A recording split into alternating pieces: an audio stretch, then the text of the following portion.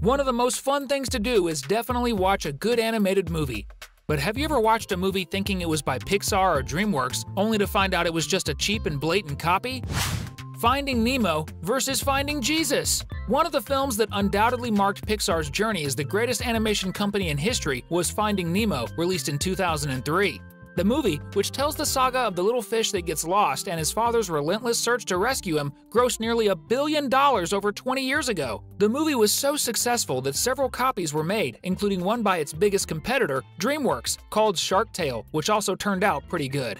However, most copies are far from being good animations. This is definitely the case with Finding Jesus, a film released 17 years after Finding Nemo in 2020. The animation follows fish and other sea creatures talking about love for others and other biblical teachings. Despite the message of faith and friendship, we have to say that the animation doesn't come close to Pixar or DreamWorks. So, without a doubt, this is one of the worst-made movies that use the name of a famous animation to try to succeed in the animation world, focusing on a more religious audience. But it is far from being the only one to do so. Toy Story vs. Toys Gone Wild. If you're a Toy Story fan, like I am, brace yourself for what you're about to see. As everyone knows, Toy Story is simply the biggest and best franchise of computer-animated movies, having marked the history of generations that have had the privilege of watching this incredible animation, which will even have a fifth film scheduled to be released in 2026. While we anxiously await the next adventure of Woody and Buzz, we also have to lament the existence of one of the worst animations ever made, which aims to shamelessly plagiarize Toy Story. Called Toys Gone Wild, the film was released in 2010 and intended to ride the wave of success that Toy Story would have that same year. Get ready to hear one of the most nonsensical stories of your life. The film is about a toy named Zippy Star who, believe it or not, has telekinetic powers and can lift things for no apparent reason. Yes, he just can. There's a bully in the story, a monotonous teacher, a strict father, and a sister with whom he always fights. All this takes place in a world where only toys exist that seem to live on a farm. Oh, and before I forget, a snake asks Zippy for help. The film's title really matches the plot because everything is a complete madness that makes no sense. So I sincerely ask you, never watch this cheap Toy Story ripoff for your own good. A Bug's Life vs. Bug Bites. Not always the first copy of a famous animation will be the worst of all, and Bug Bites is here to prove that this is the purest truth.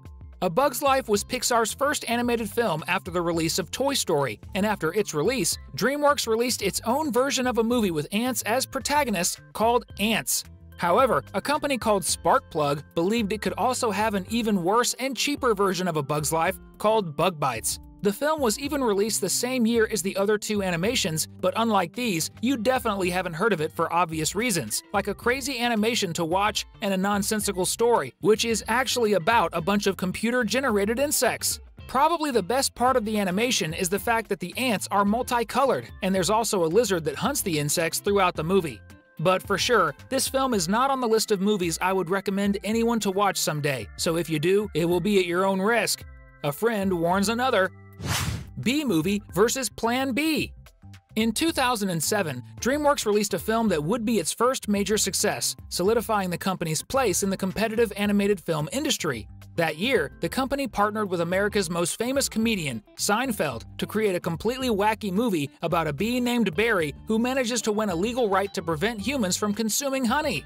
And if that wasn't crazy enough, Barry and a human woman fall in love. This whole madness brought in a lot of money for DreamWorks, so the same animation company that made the cheap ripoff of A Bug's Life was just watching from afar and thought, I've copied Pixar, now I'm going to copy DreamWorks. And that's exactly what they did, also releasing in 2007 a tacky version of a B-movie called Plan B, which is a pun on the term Plan B, where the company admits in a way that their film really is a second option to DreamWorks' movie.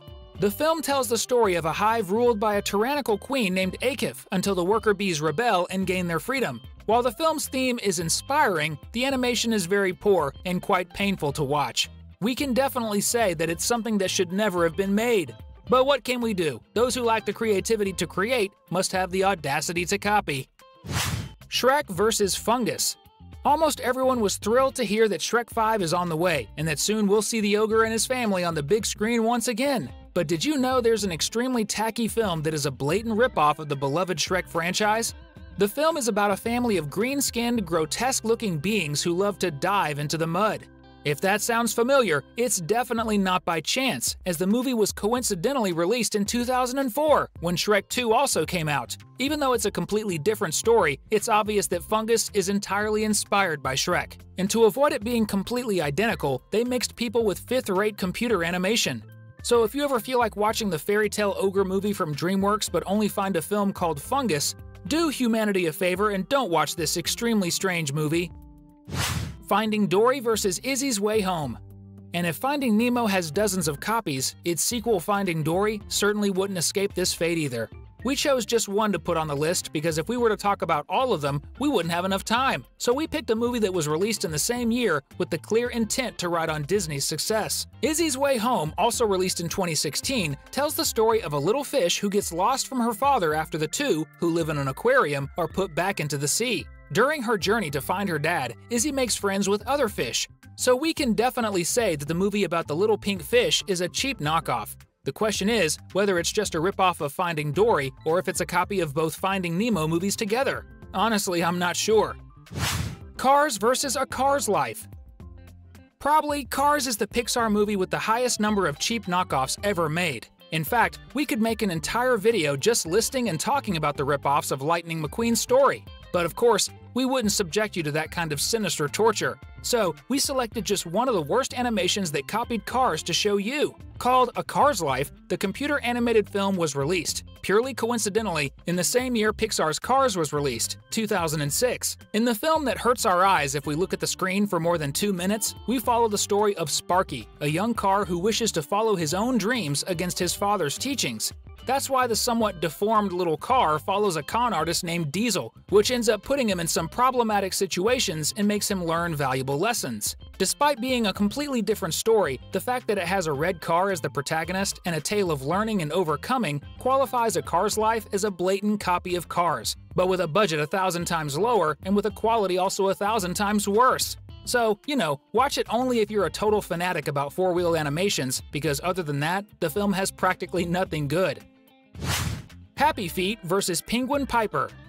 Just like there was a time when several fish movies were released, there was also a time when the wave of animated films seemed totally focused on penguins. But the movie that definitely was the most successful about these aquatic birds was Happy Feet, produced by Warner Brothers. After all, who wouldn't want to see penguins from the South Pole singing and dancing, right? Not me, but okay, many people liked it, and many others decided it would be a good idea to make cheap copies of the movie to try to cash in on something. And that's how Penguin Piper was born, or hatched. However, the film's story is quite different from Happy Feet, which doesn't make the movie good at all. In the animation, Piper is a penguin who dreams of creating a machine that would allow penguins to fly, as the species only knows how to swim. Surely if you watch this movie, you won't like it unless you mute it while laughing at the poorly animated characters that make up the cast of the animated film. At least, that's what I did, and it almost worked. Even with all these terrible copies, we still think watching animated movies is really great. And since we're sure you also enjoy videos, we're leaving 2 really good ones for you to check out right now if you want. The one on the right is very good. Check it out and then comment below if you enjoyed the video.